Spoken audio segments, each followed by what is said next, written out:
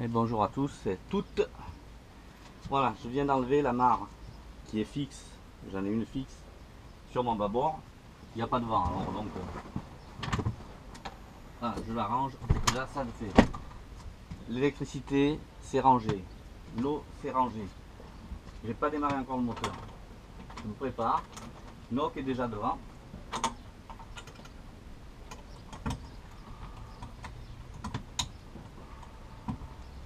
Et voilà, celle qui est en double, ce qui fait que je vais pouvoir partir tout seul. Voilà, donc elle lâchera devant quand je lui dirai, mais je vais aller lui aider. Vas-y, donc tu peux lâcher. Ouais, vas-y. Attends.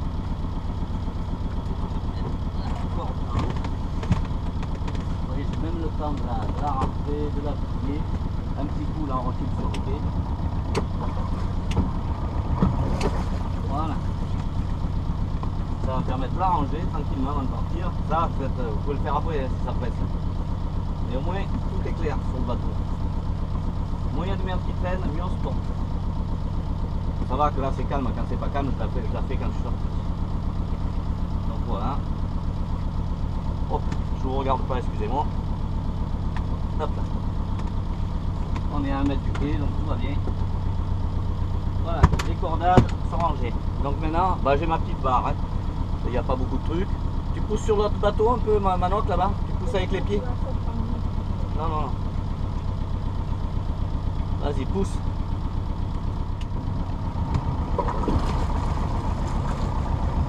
Voilà, on sort notre place. Bon, elle était grande aussi. Hein.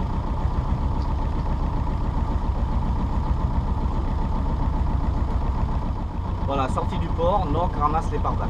On ne laisse pas les pare-battes sur le pont une fois qu'on est sorti. Surtout que là, il n'y a pas de vent. Normalement, je lui dis d'attendre de sortir, mais là, bon, il y a de l'ouverture. Voilà, après moi, une fois sorti du port, les pare-battes, je m'en occupe, je les range. Ben, comme j'ai pas de coffre assez, en fait, j'ai qu'un coffre. Le bateau est pas très grand. Hein, voilà. Alors j'ai trouvé le système, je les mets sur le balcon. Et pourtant, hein, j'en ai pas 3. Hein.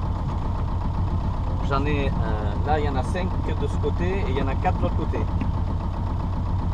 Et j'en ai 2 dans le coffre encore derrière. Donc vous voyez, là dans le petit coffre derrière, j'ai deux pare-battes aussi. 10 minutes après, on est sorti du port, les pare-battes sont rangées. Regardez, c'est quand même mieux que ça soit là que de traîner sur les passes à vent. Ça c'est pour les copains navigateurs qui sont un peu feignants comme moi. Mais il y a des choses... pour la sécurité, il est mieux de les faire. Alors, toujours ces bouts. Pareil, je vois, bon, c'est bien quand vous faites des régates, mais quand je vois qu'on balance les écoutes dans la descente, c'est pareil, là c'est pour sur des bateaux, enfin peut-être des grands bateaux, je sais pas, mais sur des petits bateaux comme le nôtre, là, si vous faites ça, mais vous descendez de l'escalier, mais vous y laissez une cheville, bien sûr. C'est voilà. Il y a plein de petits trucs comme ça qu'en croisière, si on est en régate à plusieurs, ouais, bah, ils jettent tout dedans parce que chaque équipier a son poste. Mais vous, il faut que ça soit lové comme il faut, ouais, c'est une sécurité. Hein. Après, chacun fait comme il veut, hein, c'est juste mon avis personnel. Hein, c'est pour, je sais pas, on parle de sécurité, ouais, t'as pas de gilet, t'as pas de chaussures, t'as pas de gants, ouais. Oui, ça c'est vrai que j'ai pas ça. Mais avoir des gants, être équipé comme un cosmonaute et puis laisser tout traîner sur son pont, je crois que c'est pas mieux. C'est même pire. Mais c'est ce que je pense. Après pour les pare-battes, il y a une autre solution. Hein, on le voit souvent. Là, ben, vous regarderez la vidéo de Gilles. Par exemple, il a ses pare-battes sur le pont, oui, c'est un fait. Du fait qu'il a des filières, c'est chiant à mettre, je le t'avoue. Et il a un petit crochet au bout avec un petit bout qui est en bas du pare-batte. Enfin, il y a ça, ici, pour attacher le pare-batte sur le truc, où il est réglé tout le temps. Et puis dessous, vous avez un œil aussi. Hein. Un œil où alors vous faites passer la corde, vous l'allongez un peu plus sur ces traversants. Et là, vous pouvez mettre avec mon jour en même temps, vous voyez, tout à la main, petit bateau, petit souci. Et Donc je disais, vous regardez la vidéo de Gilles qui a traversé, il a traversé avec ses pare-balles le long des filières. Mais elles sont attachées, ça c'est parce que il y en a plein qui ont ça, des copains qui ont ça parce qu'ils font du port souvent. Et c'est bien. Plutôt que de les ranger comme nous, ben c'est plus facile à jeter. Comme on n'aime pas, je sais. Mais bon, c'est comme ça. On a le temps, hein, vous voyez, plaisance, plaisir. On a le temps de se prendre un peu la tête pour des bonnes choses, pour être bien. Regardez, c'est tout lové. Regardez après, le pilote. On n'est pas bien là. Donc, petite halte à Massinadjo. Superbe. Je connaissais pas. On est. Mais on a pris une bouffée de bonheur et de simplicité et un village, mais comme j'ai connu en temps dans ma campagne où il y a tout. Il y a tout dans. C'est pas grand, ils sont pas nombreux, hein. Mais il y a des restaurants comme il faut, pas plus qu'il faut. Il y a, alors en commençant de la capitainerie, à partir de la capitainerie, vous avez la pharmacie, vous avez le petit market que j'ai filmé, que vous verrez, qui est une épicerie mais hyper achalandée. C'est ce qu'on avait à la campagne, enfin ce qu'il y avait avant, hein. Il fait même quincaillerie et tout, il fait droguerie, quincaillerie, c'est impressionnant.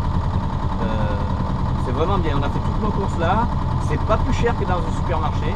Alors voilà, félicitations à ces gens, à cette famille qui tient ça, parce que c'est familial, et ça a toujours été. Après, en allant un peu plus loin, on arrive à la place des boules, donc voilà, la place des boules, c'est quoi, ça touche, hein. Là vous avez boulangerie dans l'ordre, vous avez autre chose, vous avez un petit magasin de je sais pas quoi à côté, mais ouais, de bonbons, un truc comme ça, fait de confiserie. Après vous avez la boulangerie, alors là la boulangerie, le pain, alors là, boulanger chapeau. Juste à côté vous avez un boucher, rôtisserie, tout, alors là, charcuterie corse forcément. Mieux que ça on fait pas. Et avec des produits locaux s'il vous plaît. Voilà, là c'est artisanal. C'est d'ailleurs monsieur arrivé et avec sa camionnette, quand on est arrivé, il n'y avait presque plus rien. Et après, bon, copa, lonzo, saucisse, jambon, il y avait tout. Là. Pensez, nous, moi je suis un viandard. Après, qu'est-ce qu'il y a à dire encore de plus? Ben, en continuant, ben, vous coupez la route, il y a la route, si vous n'êtes par la route, vous ne pouvez pas passer, mais il y a un chemin qui coupe. Enfin une petite route, un petit chemin qui coupe à travers. Et là on arrive à l'école. Voilà, c'est tout. C'était pour vous dire, petite halte technique. Alors les pleins d'eau, le dessalage, ben, la première chose c'était dessalage du bateau. On était dans un état suite à la branlée. Voilà, on a pris une branlée, il faut le dire comme il faut. Hein. On s'est tapé 40 nœuds devant, hein, des pointes à 40 nœuds le long du cap. Ça descendait de la colline, mais d'une force. Mais vous verrez la vidéo, vous aurez déjà vu la vidéo d'ailleurs. Parce que je suis en train de la monter, mais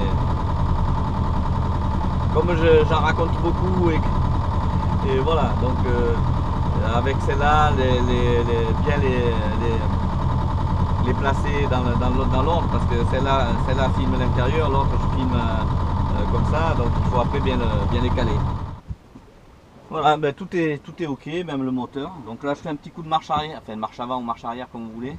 C'est pour bloquer mon hélice, des fois quand on va pas vite, elle reste un peu, au lieu de se mettre bien comme il faut, elle se met un peu comme ça. Donc vous voyez, je l'ai bloqué. Voilà le Cap Corse, on a encore la Girardia.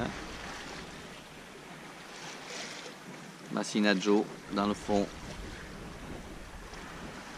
C'est joli ce cap. Je trouve ça hyper beau. Et juste derrière nous, là-bas, c'est Elbe. On distingue à peine. On est à une trentaine de milles maintenant. Ça s'en va, on est à 4 nœuds, avec 10 nœuds dans la grand largue, donc on va rien dire.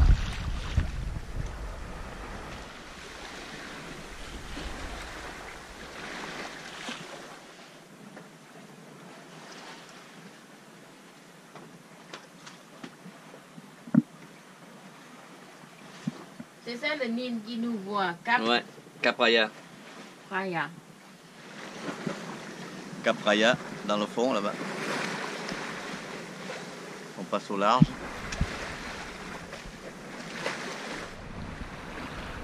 Et il nous passe pas loin. Hein.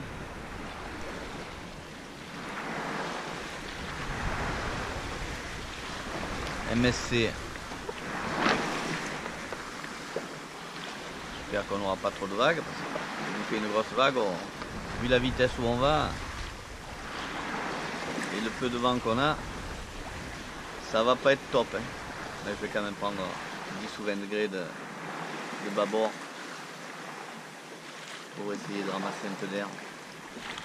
Là, je suis plein arrière et j'ai tous les nœuds dans le cul, c'est pas le top.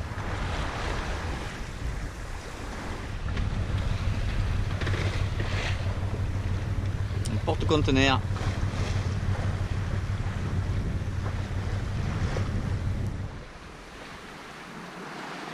Bon, on doit être pile poil au milieu, voire un peu plus. On approche d'Elbe. On a fait tout à la voile, hormis la sortie du port. Voilà, on arrive à Elbe. Donc nous on va derrière la pointe là-bas, s'abriter. Là il y a 2 villages. Voilà, on a fait une super bonne table.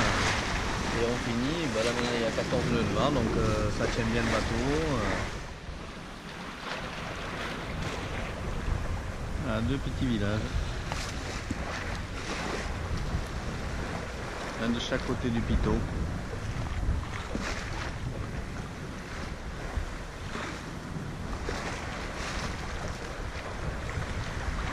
On a encore 3 ou 4 milles à faire avant d'arriver au bout là-bas. Ah, c'est long, hein, mais c'est bon. Ah. Tout à la marseillaise, hein.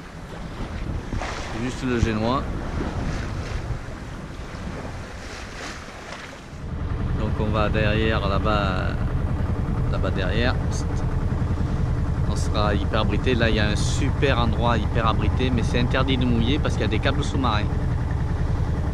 Donc si vous voyez des trucs sur l'avionique, faites attention. C'est un mouillage interdit dans toute la zone. Prohibé. Et pêche aussi d'ailleurs. On vient de mettre le moteur, ouais, j'ai oublié de dire. Pétrole là, depuis juste là, à ce petit cap.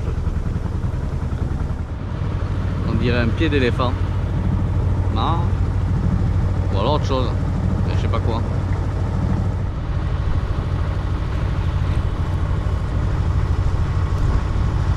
Goélette, mouillage.